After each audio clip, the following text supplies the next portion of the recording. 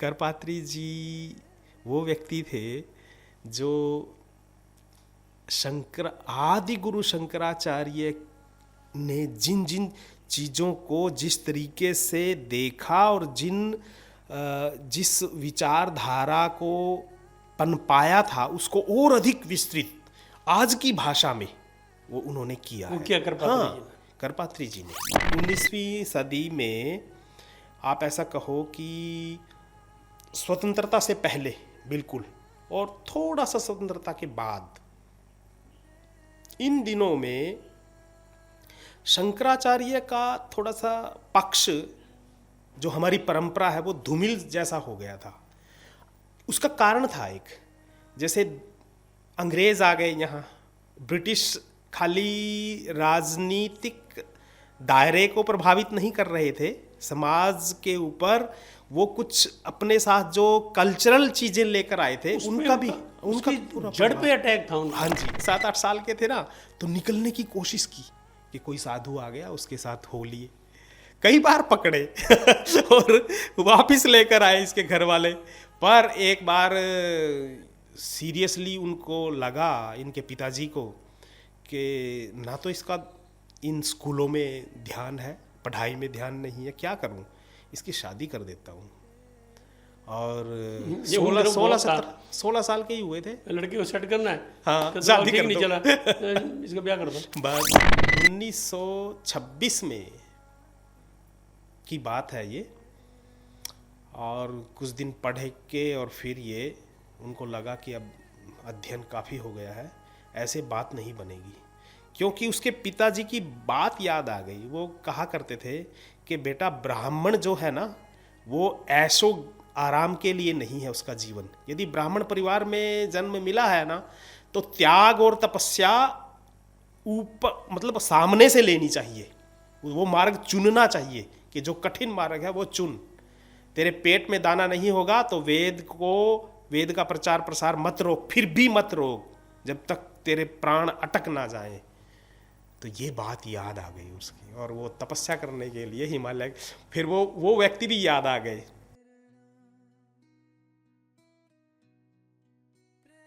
नमस्कार, प्रेरणावाणी केंद्र से मैं जय भगवान सिंगला और हमारे साथ हैं प्राशर जी। प्राशर जी, आपका बहुत बहुत स्वागत है इस एपिसोड में। नमस्कार प्राशर जी, छांदोग्य उपनिषद के बारे में ना हमारी चर्चाएं चल रही हैं। जी जी, बड़ा रोचक उपनिषद है। हाँ जी, और कहानियां भी बहुत रोचक हैं। हाँ जी, हाँ जी। मुझे ये बताइए कि इसकी कहानियों का मतलब कैसे निकालते हैं? हाँ, और क्या क्या ऐसी मेन कहानियां हैं मुख्य रूप से? हाँ जी, किन किन लोगों ने इन पे भाष्य लिखा है या इन पे टीका लिखा है? हाँ जी, हाँ जी। थोड़ा इसके बारे में ना विस्तार से बताइए, हम सुनने को उत्सुक है सारे। ये सब मतलब उपनिषदों पे तो इतनी चर्चाएं हुई हैं बाद में। जैसे हमारे आदि गुरु शंकराचार्य थे, इन्होंने शुरू किया, उनसे पहले भी थे गौड़पादाचार्य जी ने मांडुक्य उपनिषद के ऊपर बहुत प्रसिद्ध भाष्य लिखा है, जहाँ से ये शुरुआत हुई थी उपनिषदों के, मतलब वेदांत का जो दृष्टिकोण है जहाँ वहाँ से शुरू हुआ था। तो फिर कितने ही आचार्यों ने उनका रेफरेंस ले लेकर, और जिनकी आप बात कर रहे हैं कि ऐसी कहानियाँ, सचमुच कहानियाँ तो इतनी है, इतना बड़ा उपनिषद है। एक बार हम बात भी कर रहे थे कि कहानियों का जो अर्थ है ना, हाँ जी, हाँ जी, वो भी बहुत अलग अलग दृष्टिकोण से। जैसे शंकराचार्य जी ने कुछ और लिया तो उसी परंपरा को अलग तरीके से और उसको और अधिक स्पष्ट करने के लिए करपात्री जी ने लिया, रमण महर्षि। करपात्री जी का बता दो, सबसे पहले वहीं से शुरू कर लो आप। करपात्री जी के बारे में?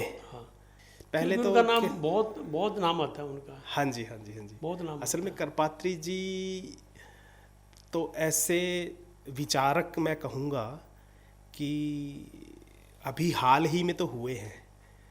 और शंकराचार्य की परंपरा जो लुप्त होने को थी, उस तरफ केवल कुछ एक विद्वानों को छोड़कर उनकी बात, उनका जो सिद्धांत था, या कहें उनके ग्रंथों को आम आदमी तक पहुंचाने के जो रास्ते थे वो सारे बंद हो गए थे। और ख़ासकर इस एज में, ये जो 19वीं सदी में आप ऐसा कहो कि स्वतंत्रता से पहले बिल्कुल और थोड़ा सा स्वतंत्रता के बाद, इन दिनों में शंकराचार्य का थोड़ा सा पक्ष, जो हमारी परंपरा है, वो धूमिल जैसा हो गया था। उसका कारण था एक, जैसे अंग्रेज आ गए यहाँ, ब्रिटिश खाली राजनीतिक दायरे को प्रभावित नहीं कर रहे थे, समाज के ऊपर वो कुछ अपने साथ जो कल्चरल चीजें लेकर आए थे उनका भी, उनका पूरा जड़ पे अटैक था उनका। हाँ जी, और उनका प्रभाव, क्रिश्चियनिटी को फैला रहे थे, हाँ जी, हमारे धर्म को नीचा दिखाने नीचा, की, ये हाँ उनका ये मेन उनका वो था कि बिल्कुल सारी उम्र के लिए अगर हमने एस्टेब्लिश होना है यहाँ, जी, तो क्रिश्चियनिटी को ऊपर दिखाओ, इनके धर्म को नीचे। बस ये लेकर और अलग अलग नैरेटिव घड़े जा रहे थे, अलग दृष्टि दी जा रही थी, गुरुकुलों को और तपोवनों को खदेड़ा जा रहा था, बंद हो गया। और कॉलेज सिस्टम जो उनका है वो आ गया था, यूनिवर्सिटी का वो रूप आ गया था, मतलब ये सब बातें। तो ऐसे में जो परंपरा थी, और उस परंपरा में कुछ ऐसी चीज़ें भी थी जो सदा, जिनकी प्रतिष्ठा कोई धूमिल कर ही नहीं सकता, वो भी हाशिए पर चली गई थी। मतलब केंद्र, क्योंकि ना एक जिनके पास सत्ता होती है, हाँ, राजा का पावर प्रभाव है, होता है, राजा का प्रभाव वो तो होता फिर कर लेंगे। करपात्री जी ऐसे थे जो ये अच्छा, दूसरा ये, जैसे उन दिनों ये रेनेसा एक किस्म से हमारे यहाँ जिसका नाम दिया है कि भाई हाँ, हमारे यहाँ तो धर्म भी और समाज में प्रचलित कितनी ही कुप्रथाएं थी, उनको स्वच्छ करने के लिए ठीक ढंग से तो अंग्रेजी जो दृष्टि है वो चाहिए, और ये बड़े बड़े विद्वानों ने मान भी लिया था। पर करपात्री जी ने देखा, पहले इनका जीवन मैं सोच लूँ थोड़ा, आप आपस में बातचीत कर ले इसके बारे में, कि करपात्री जी वो व्यक्ति थे जो आदि गुरु शंकराचार्य ने जिन जिन चीज़ों को जिस तरीके से देखा और जिस विचारधारा को पनपाया था, उसको और अधिक विस्तृत आज की भाषा में वो उन्होंने किया वो है। क्या करपात्री जी ने? करपात्री जी ने मैं बीच में एक बात कहूँ, करपात्री जी के बहुत सी मतलब विरोधी लोग हैं ऐसे जो, वो हमेशा ही क्योंकि होता है, हाँ हमेशा ही होता हाँ जी, हाँ जी, क्योंकि वो ये कहते हैं कि ये तो ब्राह्मणवादी था। और जो मेरे फोर फादर थे, मेरे पिताजी के जो दादाजी थे भिक्षाराम जी, उनके साथ वो उन्होंने काम किया, ये मतलब मुझे मैं क्या बता बात रहा है? था। हाँ जी, बहुत बड़ी बात है। हाँ, वैसे वो करपात्री जी उनसे छोटे थे, क्योंकि वो तो 1887 में जन्मे थे, मेरे फोर फादर थे, और ये 1906 में 7 में जन्मे थे। तो इतना गैप तो था 12-13 साल का। पर चूंकि करपात्री जी विद्वान के साथ साथ एक संत थे, और बाद में तो इतने बड़े, मतलब जिनकी कहे ना जब चाहे समाधि लग सकती है, ऐसी जिनके पास शक्तियाँ आध्यात्मिक आ गई थी। तो उनकी बात कर लूँ फिर मैं भी। 1907 में जन्मे, तो जैसे ये यूपी का एक गांव था, तो इनका ध्यान नहीं लगता था, मतलब ये घर में, परिवार में, गृहस्थ में, मतलब ये जब 7-8 साल, झंझट है। हाँ जी, 7-8 साल के थे, क्योंकि पूर्व जन्म का कुछ लेकर आए होंगे, 7-8 साल के थे ना, तो निकलने की कोशिश की कि कोई साधु आ गया उसके साथ हो लिए, कई बार पकड़े और वापस लेकर आए इसके घर वाले। पर एक बार सीरियसली उनको लगा, इनके पिताजी को, कि ना तो इसका इन स्कूलों में ध्यान है, पढ़ाई में ध्यान नहीं है, क्या करूं, इसकी शादी कर देता हूं। और 16 साल के ही हुए थे। लड़की को सेट करना है, हाँ, तो शादी ठीक कर नहीं दो। चला, इसका ब्याह कर दो बस, और 16 साल के ही थे, शादी कर दी। शादी कर दी तो एक बच्चा भी आ गया घर में, लड़की थी। पर अपनी पत्नी को और अपने उनको बोलकर कि मैंने शादी कर ली, आपकी इच्छा पूरी हो गई, अब मैं नहीं रह सकता, मुझे जाने दो। पत्नी ने भी बोल दिया कोई बात नहीं, जिस काम के लिए और जैसा जीवन जीने के लिए आप आए हैं मैं समझती हूँ, और आप मेरी तरफ से छूट है। इसके घरवाली ने कहा। और वो निकल गई वहाँ से। हाँ, घर वाले निकल के वो तो हिमालय के गोद में चले गए कहीं तपस्या वपस्या करने के लिए। पर रास्ते में उनको लगा, सोचते थे ये सारी स्थितियों को देखते थे, बड़ा माइन्यूटली ऑब्जर्वेशन था उनका चीज़ों को देखने का। तो ये सोचने लगे कि एक तो दूसरा राज है ब्रिटिश, और फिर शिक्षा का भी कुछ नहीं रहा, ऐसे तो फिर हमारा भारत बिल्कुल खत्म ही हो जाएगा। तो मैं क्या कर सकता हूँ? तो उनको पता था, क्योंकि घर ब्राह्मणों का था और वेद पाठी लोग थे, तो वेद मैंने नहीं पढ़े, मैं वेद पढ़ूंगा। वो जा रहे थे तो रास्ते में एक ये इसके अपना कन्नौज के आसपास की कोई घटना है। एक पेड़ के नीचे एक व्यक्ति, दिव्य पुरुष उनको नज़र आया। वो बिल्कुल फटे, मतलब टाट का जैसे होता है ना, वो अंगोछा पहने हुए थे और बैठे थे, समाधि जैसे लगती है। जैसे उनको लगा कि जैसे गौतम बुद्ध बैठे हैं। पर नज़दीक गए और वो झुक गए। उनका तेज देखकर पता नहीं उनका कुछ अंदर की इंटीम ऐसी कुछ ऐसे मतलब कुछ ऐसा होता है ना कि किसी को देखकर बड़ा मन करता है कि झुक जाऊं। तो उसने कहा, उस व्यक्ति ने, कि भाई तू जिस मार्ग पर जा रहा है मैं जानता हूँ, पर तुझे अभी नहीं वहाँ जाना है। अब तू ऐसा कर, करवर पे जा, एक जगह का नाम है करवर, और कुछ पढ़, वहाँ एक विद्यालय है। अंतर्दृष्टि से ये बात समझ गया तो इस करपात्री को लगा, इसका नाम था हरिहर, तो इसको लगा कि ये तो कोई दिव्य पुरुष है और इतना अंतर्यामी, मेरे अंदर का भी जानता है जो। तो उसने कहा जो आप कह रहे हैं मैं वैसे ही करूँगा। और वो करवर में देखा उसने, एक सांग वेद नाम से एक विद्यालय चल रहा है। सांग वेद का मतलब है वेद अंगों सहित, सांग अंगों सहित, जो वेद और जिसको कहें वेद वेदांग, अंगों सहित वेद को पढ़ाने का जिसमें सिलेबस रखा हुआ है, ऐसी एक पाठशाला है। गुरुकुल है, मतलब तपोवन।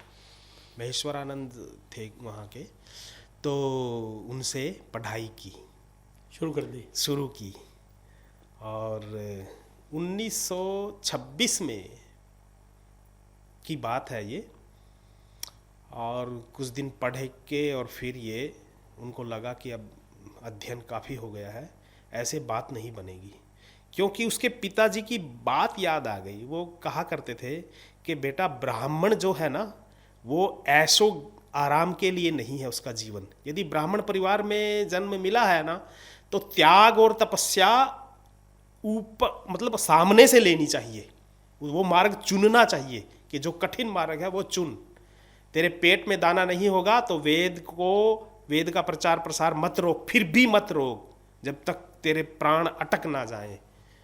तो ये बात याद आ गई उसकी, और वो तपस्या करने के लिए हिमालय, फिर वो व्यक्ति भी याद आ गए, वो थे ब्रह्मानंद।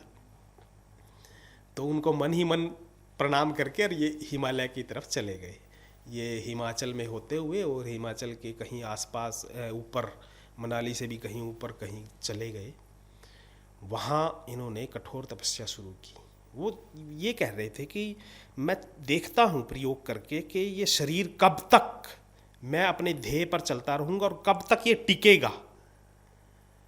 तो ये चल रही थी बात हर रोज़। फिर जब इनको लगा कि हाँ काफ़ी हो गया, फिर इन्होंने थोड़ा सा नीचे उतरकर, एक गुफा थी उसमें हर रोज़ नित्य नैमित्तिक काम करना शुरू किया। जैसे ध्यान मग्न, जो कुछ लोग बाग जाते आगते थे वो कुछ देते थे तो खा लेते थे ऐसे।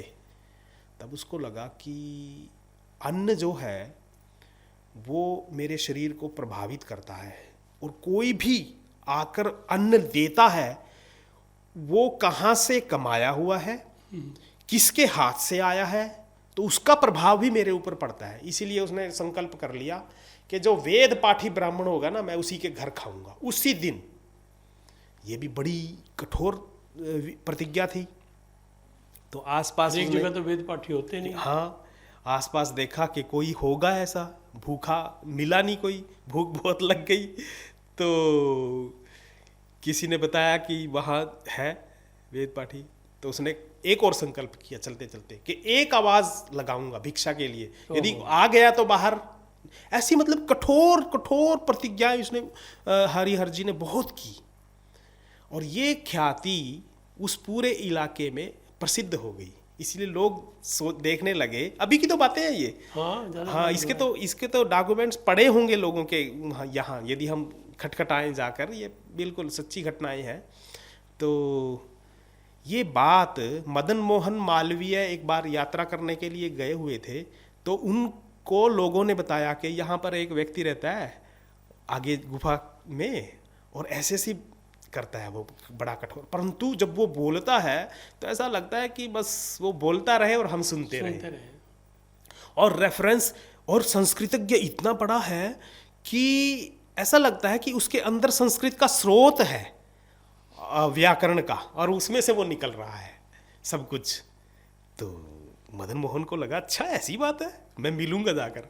मालवीय जी तो बहुत से लोगों को मौका भी देते थे और मिलते थे। तो उन्होंने जाकर कहा कि आपकी विद्वत्ता, और आप तो इतने बड़े हैं, बस हिमालय में बहुत हो गया आपका, आपकी ज़रूरत है समाज में। हाँ, समाज में वापिस आइए आप। कहाँ से? हमें ये भी पता चल गया है कि आप काशी में से पढ़कर आए हैं और वहाँ आपकी ज़रूरत है। मेरा तो काशी क्षेत्र है। तो इतना बड़ा व्यक्ति जब कह रहा है, उसने कहा ठीक है मैं करूँगा। 1931-32 की बातें हैं ये। तो ये आ गए और इन्होंने फिर काम करना शुरू किया, प्रवचन देने शुरू किए और लिखना शुरू किया।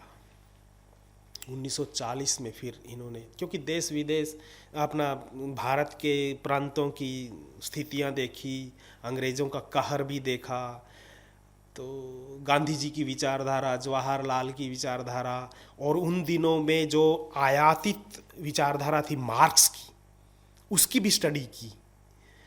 और विवेकानंद जो बाहर चले गए थे, उन्होंने क्या कहा, उसके जो वॉल्यूम निकलने शुरू हो गए थे मठों से, नागपुर से और कलकत्ता से, पत्रिकाओं के रूप में। छपे तो बाद में होंगे, हो सकता है उन्हीं दिनों छप गए होंगे, मुझे तो पता नहीं, पर वो निकलने शुरू हो गए थे। तो उनकी स्टडी की, लोगों से मिलकर, मतलब इनका पूरी दिनचर्या ना, पर इसमें पूरी दिनचर्या में इन्होंने जो अपनी ब्राह्मणत्व की जो विधि निषेध हैं कि मुझे वो नहीं करना, वो करना है, मुझे संध्या करनी है, मुझे यहाँ बैठना है तो पवित्रता रखनी है,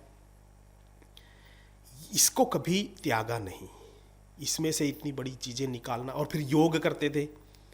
हमारे पंडित जी ने भी बताया था, हमारे जो फोरफादर थे ना, मेरे पिताजी ने बताया था कि अब तक, वो तो हमने भी देखा, मैंने मेरे फोरफादर को तो देखा है, पर बाबा जी को नहीं देखा मैंने, उनके पिताजी को मैंने देखा है।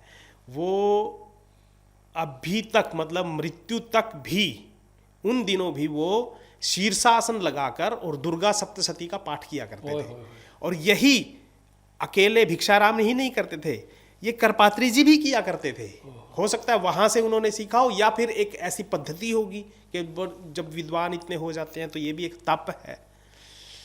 तो और करपात्री जी का तो शरीर, क्या ऐसा कोई आसन नहीं, 108 आसन प्रसिद्ध हैं कि वो ना करते हों हर रोज़ जल्दी जल्दी।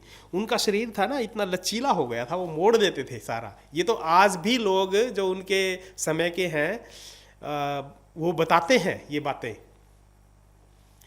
तो जब ये सारी बातें देख रहे थे, तो पहला इलेक्शन जो आया 1947 के बाद, उन्होंने 1940-42 में एक धर्म संघ नाम से एक संगठन बना लिया था। हाँ, नाम आता है धर्म हाँ संघ जी, का। हाँ। और एक नारा जो आपको भी याद होगा, मुझे तो है, जब हम कोई भी कथा करते हैं या कोई अनुष्ठान के बाद जब जो कराने वाला पुरोहित है वो बोला करता है, धर्म की जय हो, धर्म की जय हो। अधर्म का नाश हो, प्राणियों में सद्भावना हो, विश्व का कल्याण हो। बिल्कुल बिल्कुल, गौ माता की जय जय हो। हो। ये जो 5-6 वाक्य हैं ये इन्होंने शुरू किए थे, और देखो आज अच्छा। उत्तर भारत में पूरे में फैले उन्होंने हुए हैं। शुरू किए हाँ, थे। उन्होंने शुरू किए थे। और सर ये खाली शुरू नहीं किए, उसके ऊपर डिबेट चलाई थी। जब वो बोलते थे ना धर्म की जय हो, तो काशी में इन्होंने एक बड़ी डिबेट रखी थी कि जो मेरा वाक्य है इसको आप गलत सिद्ध करो, इन वाक्यों को, तो हम हमारी अपनी तरफ से आपको ये मतलब चैलेंज किया था। और इसके ऊपर कई कई दिन तक डिबेट चली थी, और सब विद्वानों ने कहा था कि आप जो धर्म की जय बोल रहे हो, आप ही धर्म सम्राट हो, इसलिए आप बोल सकते हो धर्म की जय। हम धर्म के बारे में ABC भी नहीं जानता होगा, और वो भी, पर ये संकल्प वाक्य है। तो ख्याति फैलने लगी क्या थी, बात है। विरोध भी होने लगा। बात तो यहाँ से आई थी कि छांदोग्य उपनिषद, उन्होंने तो हर उपनिषद, भागवत के तो ऊपर इतना अच्छा प्रवचन देते थे, उनके रिकॉर्डेड हैं कुछ तो एक किताब थी, जब हम वेद के ऊपर, आपको याद होगा वेद के ऊपर जब चर्चा कर रहे थे, तो एक मैंने किताब का नाम लिया था वेदार्थ पारिजात। ये उन्हीं की किताब है। अच्छा। जो वेद के ऊपर की व्याख्या है। क्या बात। और जवाहरलाल जी ने, वैसे भी आज तो उनको याद किया, जवाहरलाल जी ने जब ये, क्योंकि प्रथम प्रधानमंत्री थे, और ये उन्होंने पता चला कि अपने प्रवचनों में वो कांग्रेस की विचारधारा की, और जो आयातित मार्क्सवाद है, जो भौतिकवाद है, इनकी चर्चा करते हैं और इनका तार्किक विरोध करके और वैदिक संस्कृति को समझाते हैं। जवाहरलाल जी को ये बात पता थी।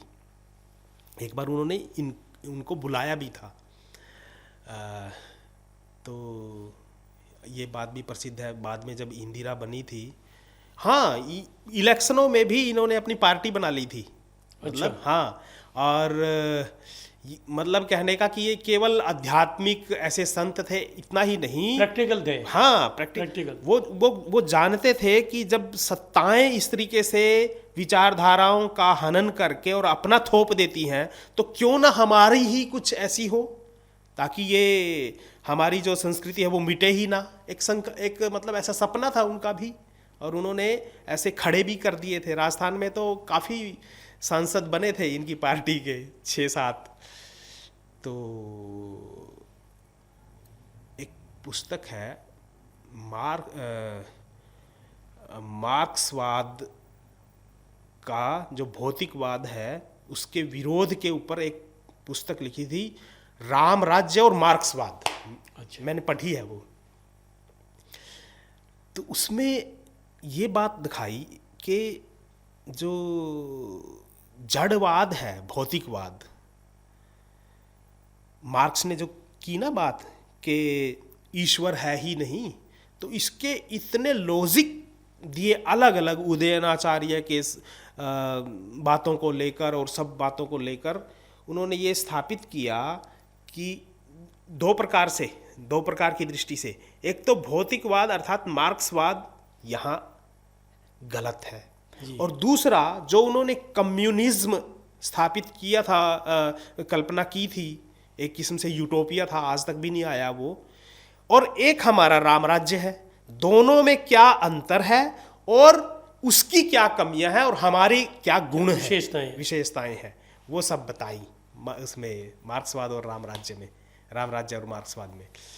तो ऐसी बहुत से इन्होंने ग्रंथ लिखे। तो करपात्री ने यह काम किया, साथ साथ उन दिनों में जो हम अभी सोच रहे थे ना कि ब्रिटिश का इतना प्रभाव था, तो हमारे कल्चर के जितने भी स्रोत हैं वो भी धूमिल हो गए थे। हमारे ये मठ भी धूमिल हो चुके थे।